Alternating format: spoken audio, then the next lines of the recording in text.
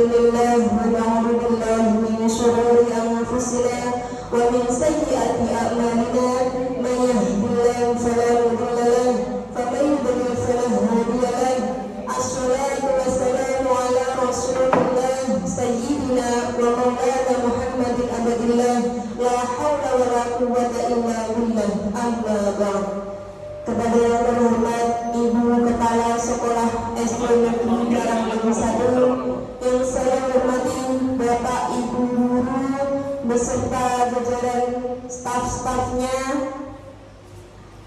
pertama-tama marilah kita panjatkan puji syukur kepada Allah Subhanahu wa Ta'ala yang telah memberikan kita nikmat, taufik, hidayah serta inayahnya sehingga kita semua dapat berkumpul pada siang hari ini dalam keadaan sehat walafiat. Kedua kalinya, sholawat serta salam kita haturkan kepada junjungan kita Nabi Agung Muhammad Sallallahu Alaihi Wasallam yang kita nanti-nantikan syafaatnya besok pada hari kiamat. Ketiga kalinya, di sini saya sebagai pembawa acara akan membacakan susunan acara. Acara yang pertama yaitu pembukaan, acara yang kedua menyanyikan lagu Indonesia Raya, acara yang kedua sambutan-sambutan, acara yang ketiga penyampaian materi, acara yang keempat refleksi, kelima doa dan penutup. Memasuki acara yang pertama yaitu pembukaan, marilah kita buka dengan bacaan suratul Al-Fatihah. Ala hadiniya aswarah Al-Fatihah.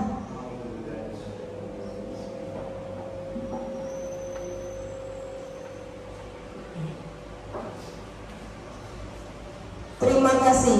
Acara selanjutnya yaitu menyanyikan Indonesia Raya. Hadirin dipersilakan untuk berdiri.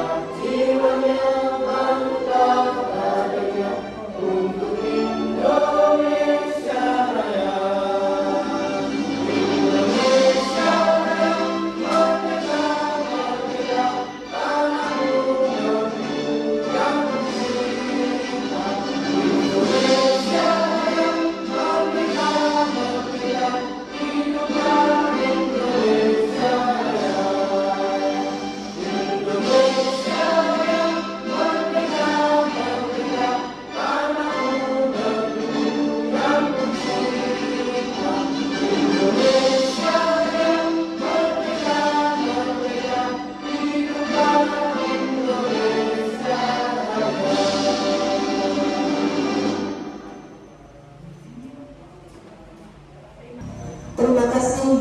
Hadirin dimohon duduk kembali. Acara selanjutnya yaitu sambutan yang pertama yang akan disampaikan oleh kepala sekolah. Waktu dan tempat kami persilakan.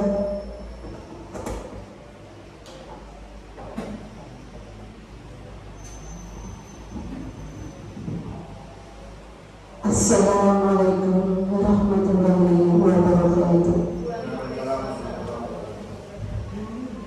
Yang kami hormati Ibu Rani sebagai narasumber, yang kami hormati Bapak Ibu Guru SDN Karangtengah 1, yang kami hormati Bapak tenaga teknis SDN Karangtengah 1. Sebelum saya memberikan beberapa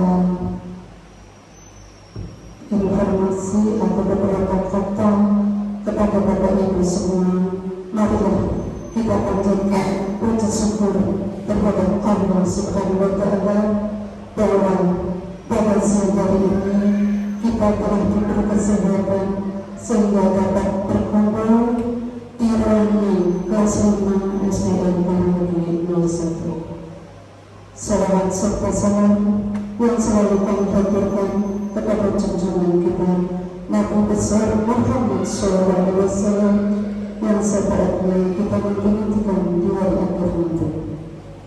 Bapak Ibu, kita didudukkan bersama pada siang hari ini, yaitu keperluannya tentang presentasi Ibu ini dengan judul penerapan dan diseminasi budaya positif.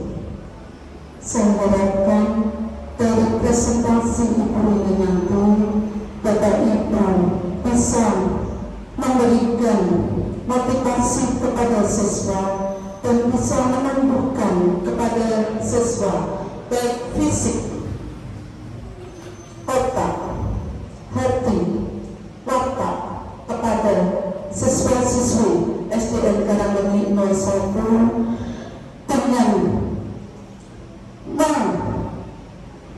meningkatkan atau menumbuhkan budaya positif siswa. Itu saja yang dapat saya sampaikan. Apabila ada tutur kata dan tingkah laku saya yang tidak berkenan di hati Bapak Ibu semua, saya mohon maaf yang sebesar-besarnya. Assalamualaikum warahmatullahi wabarakatuh.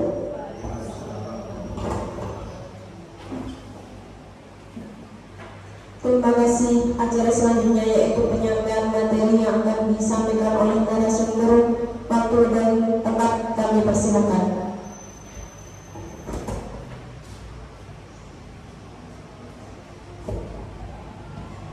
Terima kasih untuk pembawa acara. Assalamualaikum warahmatullahi wabarakatuh.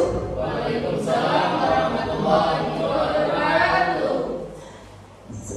Yang terhormat Ibu Kepala Sekolah SDN Karangmegi 1 dan yang saya hormati Bapak Ibu Guru SDN Karangmegi 1. Terima kasih sudah hadir di sini menyempatkan waktunya untuk melihat presentasi saya yang berjudul disiplin positif dan nilai-nilai kebajikan universal. Ini adalah aksi nyata saya di program guru penggerak. Sebelumnya saya ingin sedikit dulu. Cluenya adalah orang ketiga selalu diajak. Petunjuknya adalah orang ketiga selalu diajak. Orang pertamanya Bu Inayah, orang keduanya Bu Eni, orang ketiganya adalah Orang ketiganya Pak Parlan. berarti Pak Majid sering lihat TikTok ya Pak ya? Sudah oleh sisa menangkap. Sekali lagi, Pak Majid berarti sudah ya? Orang pertamanya Bu Umi, orang keduanya Bu Dwi, orang ketiganya adalah tidak. Orang ketiganya Pak Supri belum. Belum. Disebutkan. Nah, tadi cluenya adalah orang ketiga selalu diajak, berarti harus menyebutkan orang ketiga adalah Bu Eni. Jadi nanti bisa diterapkan Bapak Ibu di dalam kelas. Jadi mungkin anak-anak kalau belum tahu dia menyebutkan ini Gilang. Nah, kalau dia menyebutkan nama saja itu belum dapat, harus ada orang ketiga adalah. Seperti itu ya Bapak Ibu. Nah, langsung saja untuk presentasi saya tentang disiplin positif dan nilai-nilai kebajikan universal. Sebelumnya kalau saya mempelajari ini masih terbalik antara kebajikan dengan kebijakan. Nah, semoga dapat pencerahan di sini.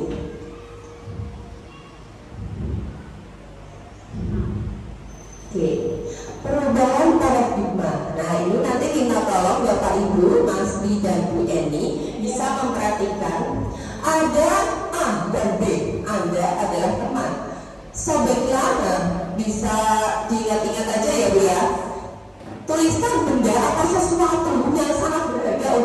Bu Eni, yang berharga pokoknya jangan sampai ini diambil oleh Mas Ri. Nah, tugasnya Mas Ri adalah berikan rayuan apapun itu sampai Bu Eni membuka genggaman tangannya. Mohon Bu Eni dan Mas Ri bisa ke depan dulu. Cepat sekali kalau masalah rayu merayu. Oke.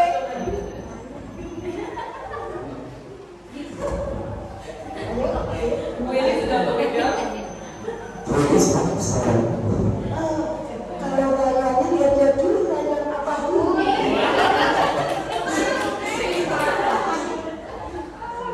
Bu Eni, saya punya sepeda motor.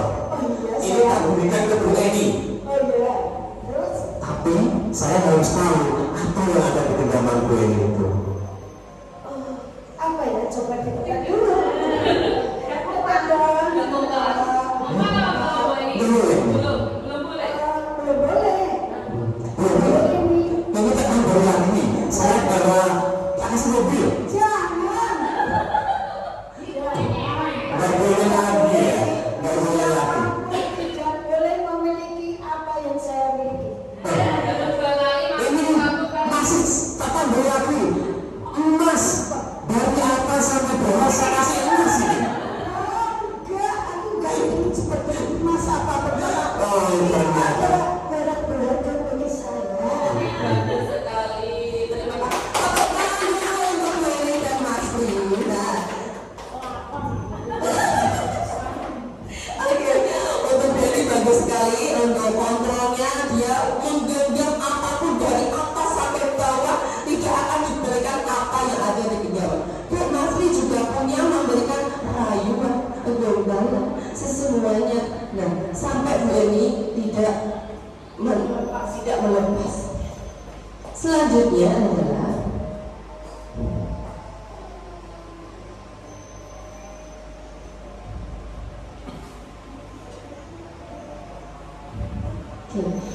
selanjutnya siapa sesungguhnya yang memiliki? Nah, tadi ada yang menggenggam, ada yang memberi rayuan. Nah, di situ yang menggenggam itu adalah sebagai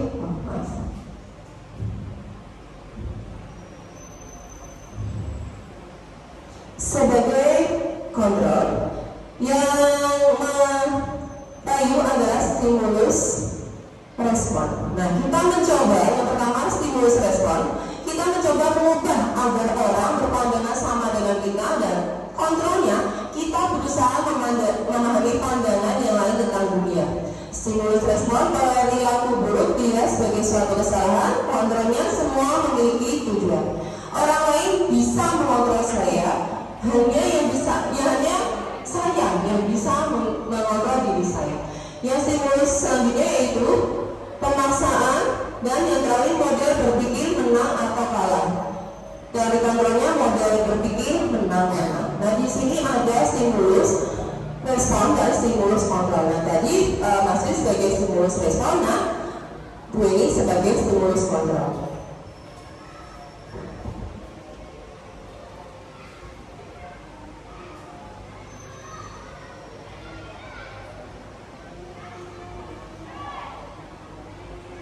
Apa makna kata disiplin? Nah, di sini berasal dari kata Latin yaitu disciplina yang artinya belajar.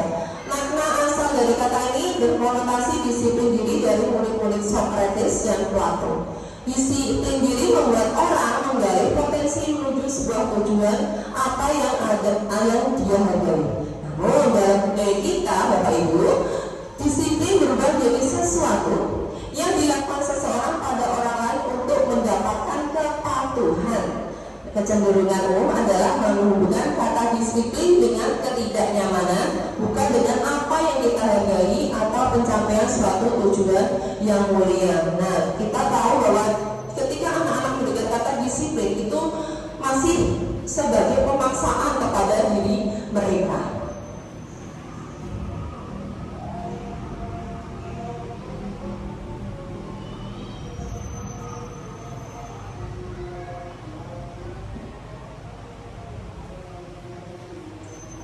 Tentang nilai-nilai kebajikan universal. Nilai kebajikan adalah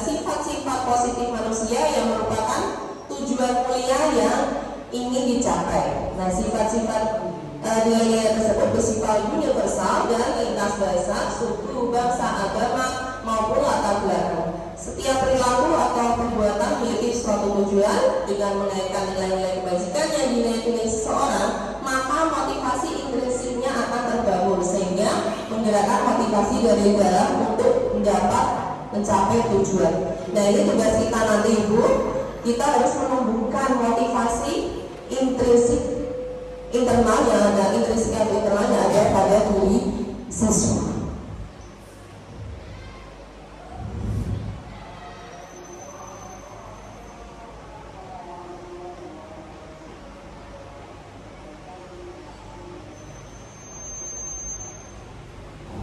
Teori motivasi perilaku manusia yang pertama itu untuk menghindari ketidaknyamanan atau hukuman. Apa yang terjadi apabila saya tidak melakukannya.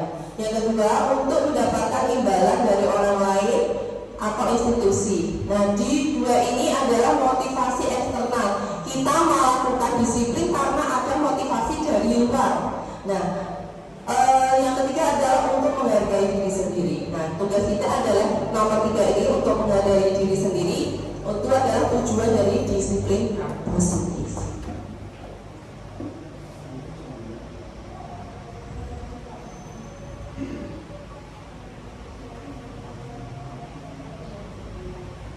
Merdeka itu artinya kita terlepas dari perintah, akan tetapi juga catat buat pemerintah diri sendiri. Nah, merdeka bukan serta-merta kita bebas, tetapi kita harus catat untuk memerintah diri sendiri.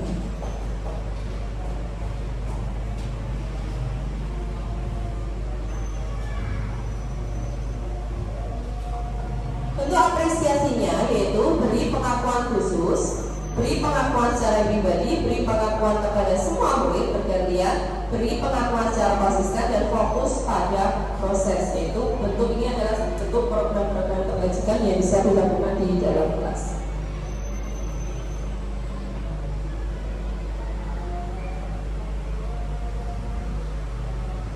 Contoh pengakuannya yaitu kemarin saya perhatikan rasa empatimu besar sekali nilainya, situasinya pada saat kita menolong murid baru di jalan keras. Untuk kata pembukaannya saya menghargai. Nah, nilai kebajikannya yaitu kepedulianmu. Nah, situasinya pada saat kamu membantu teman-temanmu di tugas kelompok. Yang ketiga, terima kasih untuk apa? Nah, di situ bisa situasinya pada saat memungut kertas dan berserakan di lantai. Nah, nilai kebajikan yang bisa kita ambil yaitu rasa tanggung jawab.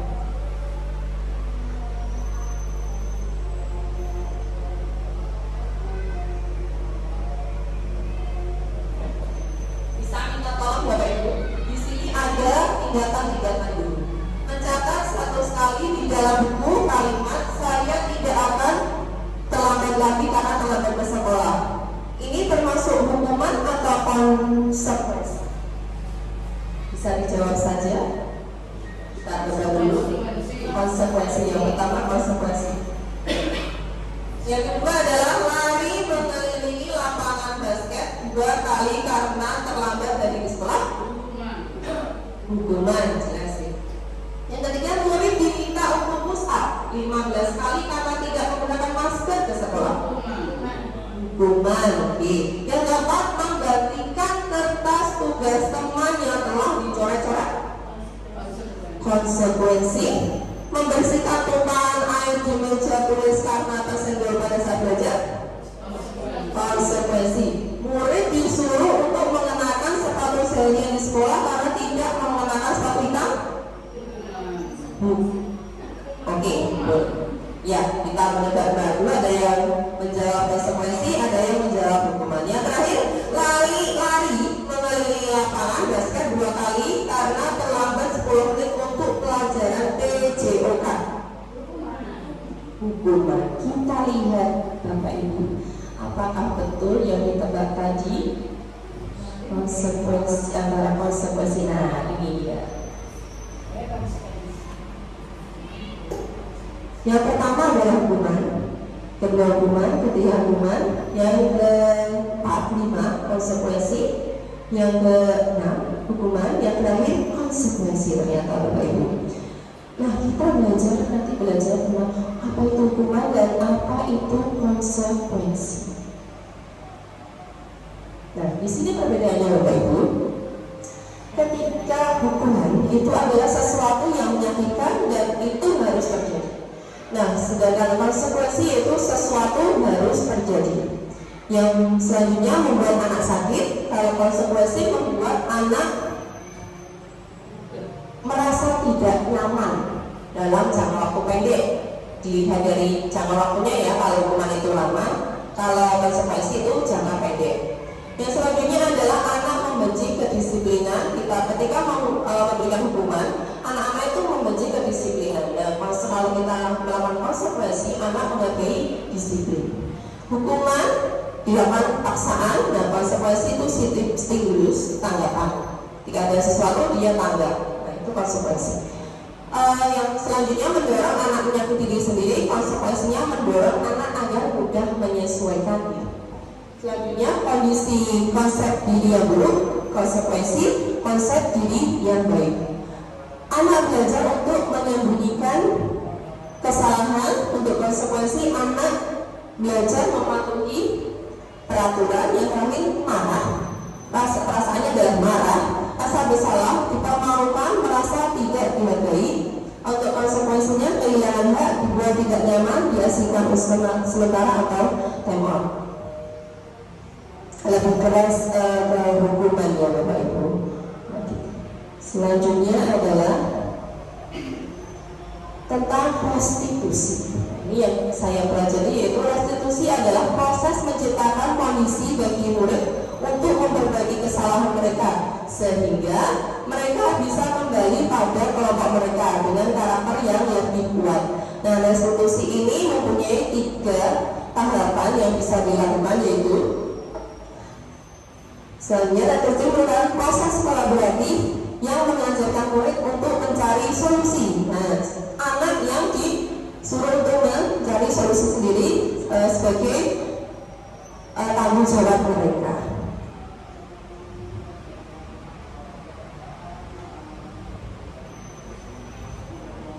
Keyakinan kelas. Di kelas Bapak Ibu sudah ada keyakinan kelas ya? Sudah, oke.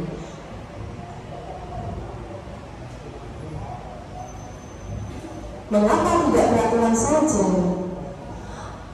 Mengapa kita memiliki peraturan harus menggunakan helm bila mengendarai kendaraan roda 2? Itu biar apa? Biar selamat. Mengapa kita memiliki peraturan 3M, menggunakan masker, mencuci tangan, menjaga jarak 1,5 meter? Karena terhindar dari corona pada waktu corona ya. Yang ketiga, mengapa kita memiliki peraturan harus datang tepat waktu pada saat mengikuti pelatihan? Disiplin. Nah, dari jawaban ibu semua adalah motivasi intrinsik. Nah, itu kembali ke nilai-nilai keyakinan yang membedakan seseorang dibandingkan mengikuti serangkaian peraturan-peraturan.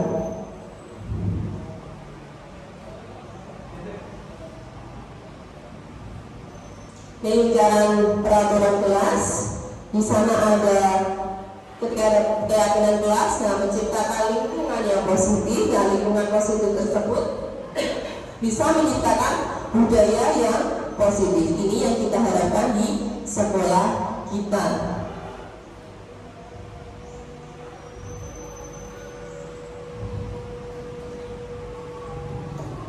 Peraturannya selalu kembalikan buku ke tempatnya, keyakinan kelasnya. Kita langsung saja ya Bapak Ibu.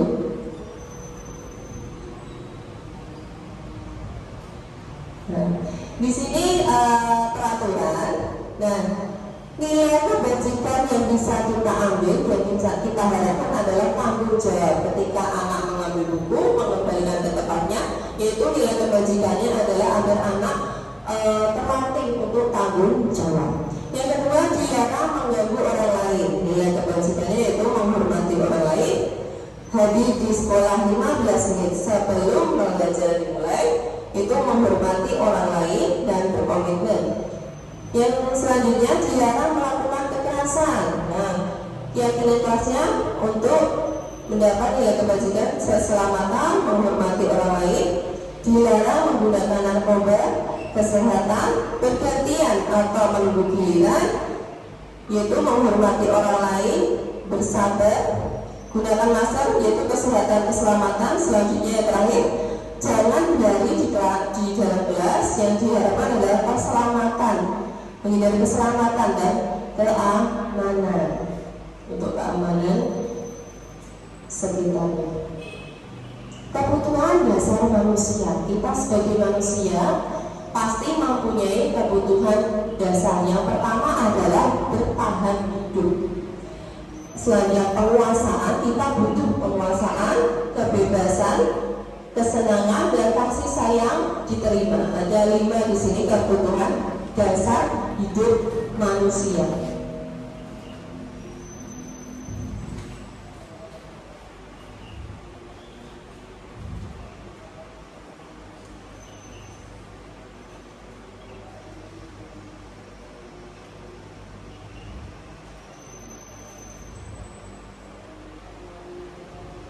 Tentang 5 posisi kontrol.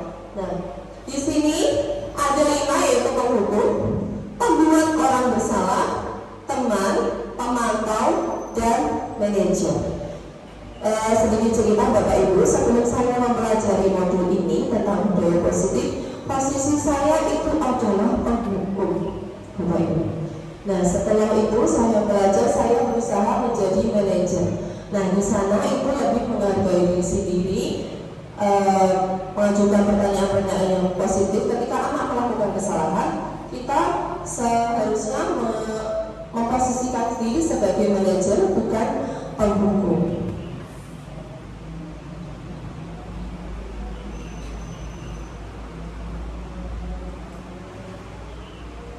Bagaimana agar kita memposisikan diri sebagai manajer? Di sini ada langkah-langkahnya yang tadi tentang segitiga restitusi. Yang pertama adalah memvalidasi kebutuhan. Kamu tentu punya alasan ketika anak melakukan kesalahan. Yang pertama kita lakukan adalah kamu tentu punya alasan mengapa melakukan itu. Adakah cara lain efektif mendapatkan apa yang kamu butuhkan? Yang selanjutnya adalah menstabilkan identitas. Yang terakhir adalah menanyakan keyakinan. Nah, pertama menstabilkan identitas. Pertama, setiap orang kita harus merasa anak itu tidak sepenuhnya bersalah. Nah, kita harus memahami kenapa dia melakukan kesalahan tersebut. Nah, yang terakhir adalah menanyakan keyakinan. Kamu kan sudah tahu kelas kita mempunyai keyakinan kelas. Nah, disuruh dibaca lagi agar anak itu bisa mendapatkan lagi keyakinan dalam kelas tersebut.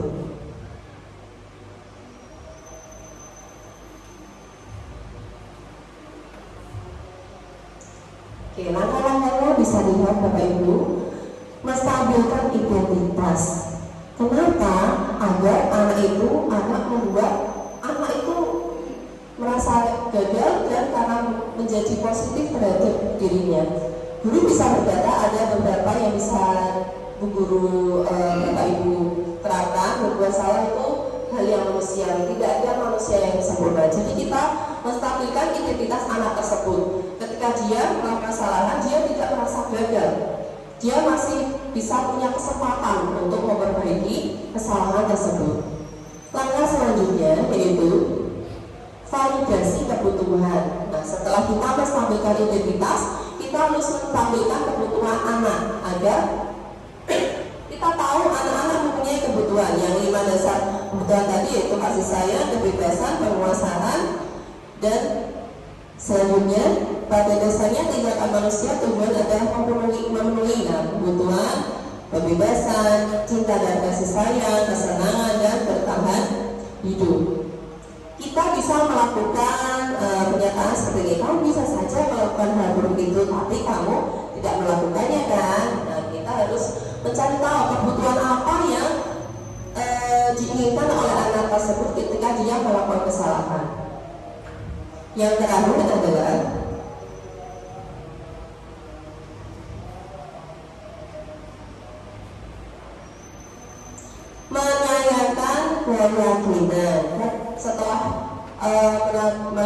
sekolahnya dihubungkan dengan nilai sosial dan nilai yang mendasari manusia tersebut.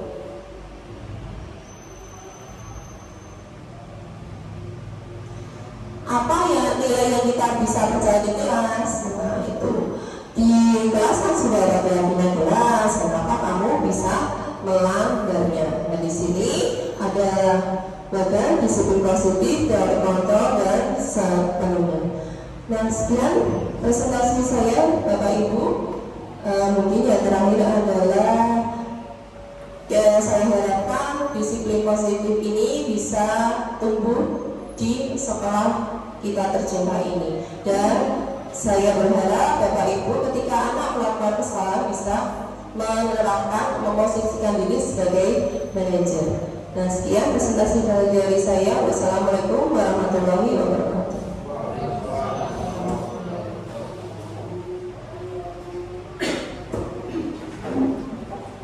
Terima kasih. Semoga yang disampaikan dari Ibu narasumber dapat bermanfaat bagi kita semua dan dapat dijalankan di sekolah kita. Acara selanjutnya yaitu refleksi yang akan disampaikan oleh Bu Putri. Waktu dan tempat kami persilahkan.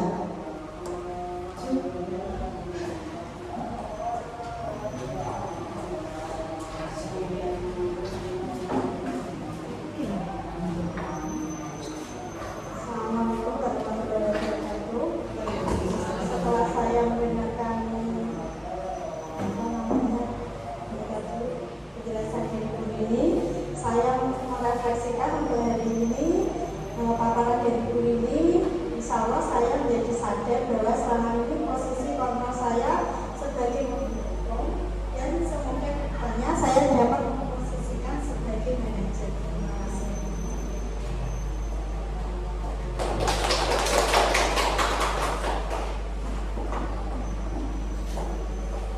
Terima kasih.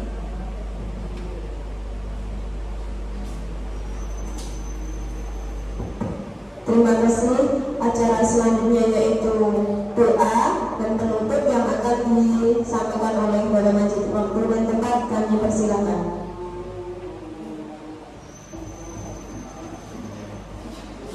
Assalamualaikum warahmatullahi wabarakatuh. Sebelum kita awal doa untuk kita berdoa, proses untuk guru telah mendahului kita dan para pahlawan yang telah gugur dalam mempertahankan kemerdekaan dan keberjuangan dengan demi pendidikan negara kita. Alhamdulillah, Al-Fatihah.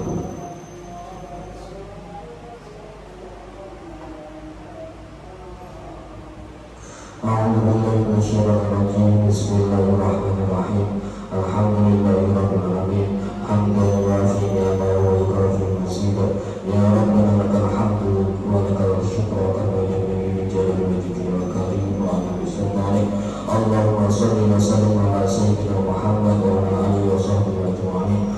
Allahumma ighfir lana dhunubanana wa li walidayna wal musyayikhina wal jami'il muslimin wal muslimat wal mu'minin wal mu'minat al-ahya'i minhum wal amwat. Allahumma inna nas'aluka salamatan fid din wad dunya wal akhirah wa afiyatan fil jasad wa ziyadatan fil ilmi wa barakatan fil rizqi wat tawbah wa minal maut wa rahmatan indal maut wa maghfiratan ba'dal maut wa najatan minan nar wa afwan indal hisab bi rahmatika ya arhamar rahimin. Subhanaka rabbika rabbil izzati amma yasifun wa salamun alal mursalin walhamdulillahi rabbil alamin. Assalamualaikum warahmatullahi wabarakatuh. Terima kasih. Acara selanjutnya yaitu penutup. Mari kita tutup acara pada siang hari ini dengan bacaan hamdalah bersama. Alhamdulillahirabbil alamin.